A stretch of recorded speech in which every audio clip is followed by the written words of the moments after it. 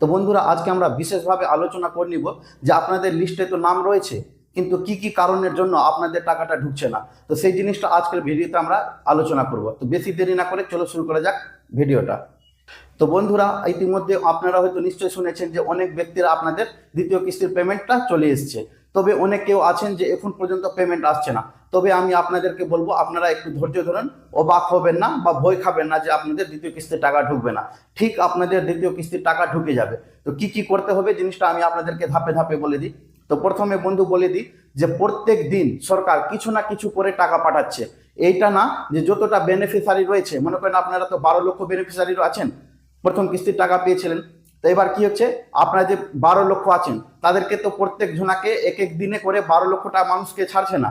নবান্ন থেকে কি করছে বন্ধুরা, যে আপনাদের প্রত্যেক দিন হয়তো কোনোদিন 80,000, কোনোদিন 1 লক্ষ মানুষকে এইভাবে করে প্রত্যেক দিন উপভোক্তাকে অ্যাকাউন্টে টাকা পাঠানো হচ্ছে। তো আপনারা হয়তো 12 লক্ষ আছেন, তো আশা করি 3 দিন থেকে টাকাটা আপনাদের অ্যাকাউন্টে আসছে। তারপরে কি করছে, প্রত্যেক দিন 1 লক্ষ করে উপভোক্তাকে প্রত্যেক দিন টাকা পাঠানো হবে বন্ধুরা।